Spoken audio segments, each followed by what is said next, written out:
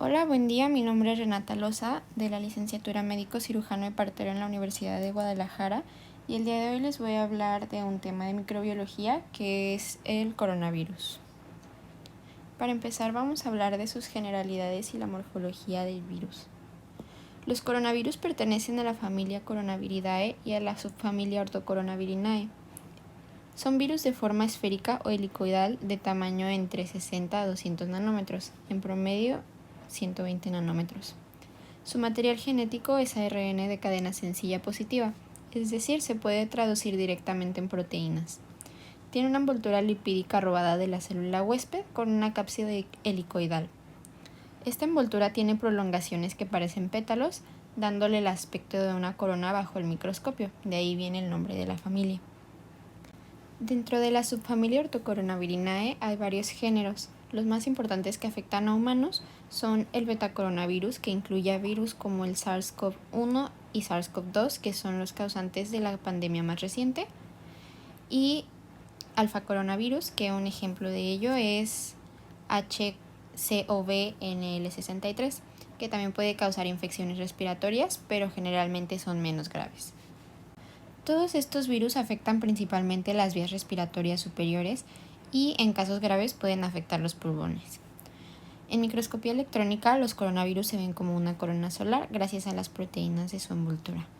Ahora vamos a hablar de las proteínas más importantes del coronavirus, que son esenciales para su estructura y su capacidad de infectar las células. Primero tenemos las glucoproteínas, que se encuentran en su envoltura y protegen al virus del medio ambiente, especialmente del sistema digestivo si llega a pasar por ahí. Ahora vamos a hacer más énfasis en las proteínas de esta imagen, que son las proteínas estructurales. La proteína S forma las espigas o proyecciones en la superficie y es la que permite la unión a los receptores celulares. La proteína M es la que le da forma al virus y es la más abundante en la envoltura, mientras que la proteína E ayuda en el ensamblaje del virus y su liberación de la célula infectada y participa en la formación de la envoltura. Y por último la proteína N, que se une al ARN viral formando la nucleocápside y protege el material genético dentro del virus. Por otra parte, también tenemos la proteína H1, que es la encargada de la hemaglutinación, y la proteína L, que se encarga de la actividad de polimerasa y replica nuevos genomas. Ahora vamos a hablar de los genes, que son los encargados de codificar proteínas que ayudan al virus a replicarse, protegerse y atacar a nuestras células. El genoma del virus es una cadena larga de ARN, como ya lo habíamos comentado. Primero encontramos una gran región que codifica proteínas no estructurales, que son NSP, llamadas ORF1A y ORF1B. Después vienen los genes de proteínas estructurales y accesorias, que son las S, E, M y N, que ayudan a formar nuevas partículas virales. En cuanto al ORF1A y B, estos primero producen dos proteínas grandes, que son la PP1A y la PP1AB. Estas proteínas se cortan en pedazos más pequeños, llamados NSP, que tienen funciones específicas para la replicación y supervivencia del virus. De este lado, en esta tablita, podemos encontrar las proteínas y su función. En cuanto al NSP1, degrada el ARN de la célula infectada y bloquea su defensa inmune. El 2 no se sabe bien su función, pero se une a proteínas humanas. La 3 ayuda al virus a bloquear la respuesta inmune y regula proteínas. La 4 y 6 forman estructuras de membrana especiales para proteger al virus. La 5 es una proteasa que corta proteínas virales grandes en pedazos funcionales. Las 7 y 8 ayudan a la enzima a que copie el ARN viral. La 9 se une al ARN para protegerlo. La 10 activa a NSP14 y 16, que corrigen errores y protegen al ARN. La 12 es una RNA polimerasa, que es la máquina que copia el genoma del virus. El 13 es una helicasa que desenrolla el ARN. La 14 corrige errores en la copia del ARN, que es muy importante para que no haya muchas mutaciones. El 15 corta ARN para esconderlo del sistema inmune. y el 16 protege el ARN viral. Ahora vamos a hablar del ciclo viral. Primero el coronavirus se une al receptor de la célula con su proteína Spike y entra. Luego libera su material genético, que es RNA de cadena positiva, en el citoplasma.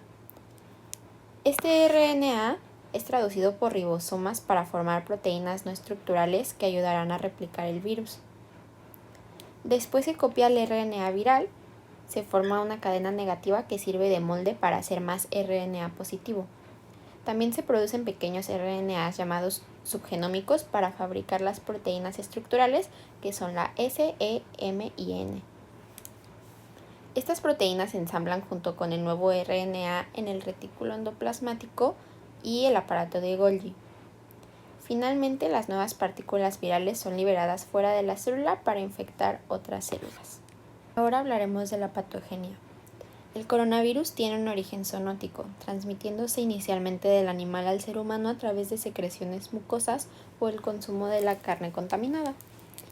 Posteriormente, el virus se propaga entre humanos, principalmente por contacto directo con secreciones respiratorias o por inhalación de aerosoles provenientes de personas infectadas. Ya una vez en el organismo, el virus ingresa a través de las vías aéreas superiores, como la mucosa nasal, orofaringea y laringea, donde comienza su primera fase de replicación. Tras replicarse localmente, el virus entra en la circulación sanguínea, diseminándose hacia distintos órganos y tejidos que expresan receptores específicos para el virus, como lo son el ACE2, APN y DPP4. En estos órganos, especialmente en los pulmones, ocurre una segunda fase de replicación viral que amplifica la infección. El virus infecta células específicas que presentan los receptores adecuados. Como consecuencia, se produce un efecto citopático en las células pulmonares y alveolares, caracterizado por la disminución de neumocitos tipo 1 y 2, edema intersticial y alveolar, congestión e inflamación del tejido pulmonar. Finalmente, en algunos casos graves, la intensa activación del sistema inmune frente al virus genera una respuesta descontrolada conocida como tormenta de citocinas. En cuanto a la epidemiología, tenemos que el periodo de incubación del coronavirus es de 3 a 10 días. Estos pacientes infectados excretan los virus en las heces y orinas. El coronavirus se considera la segunda causa en frecuencia de catarro o resfriado común. Este ocasiona el 15% de las infecciones de la vía aérea superior y la neumonía. También este virus se asocia en adultos y niños con gastroenteritis y en lactantes con enterocolitis necrosante. La atenuación se puede ver en algunos miembros de la familia Coronavirinae. ¿Qué quiere decir esto? La atenuación es cuando este virus se va transmitiendo a otras personas, pero va disminuyendo la gravedad. La transmisión de este virus es de persona a persona mediante secreciones de la vía aérea superior. En algunos casos puede haber transmisión aérea por materia fecal y orina. Los grupos de riesgo son lactantes, personal de salud, mayores de 60, niños entre 6 y 23 meses y gestantes. Este virus también aparece más a menudo en épocas de invierno y primavera. Los factores de riesgo principales son la edad avanzada, enfermedades crónicas como la diabetes, enfermedad renal, enfermedad pulmonar crónica. En cuanto a las manifestaciones clínicas, tenemos primero el resfriado líquido, que es el más común. Este tiene una incubación de 3 días.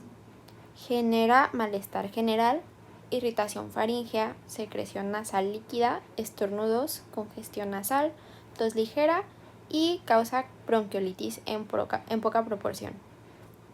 Después tenemos el SARS. Su incubación es de 3 a 10 días y provoca tos, estornudos, congestión nasal, fiebre alta, dolor de músculos, dificultad para respirar y es similar a un ataque de asma. también puede provocar dolor en tórax. Después tenemos la gastroenteritis, que su cuadro clínico es fiebre, vómitos y evacuaciones acuosas y con moco.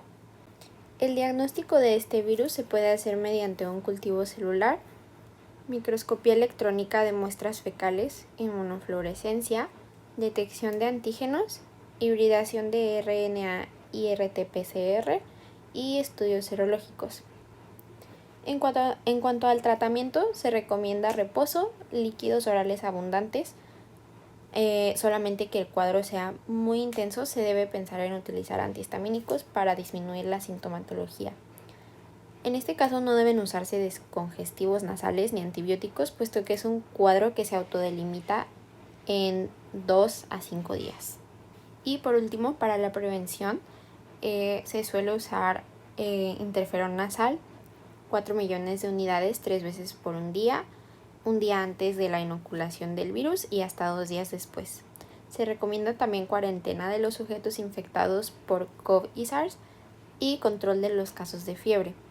Por el momento no hay una vacuna que se considere efectiva.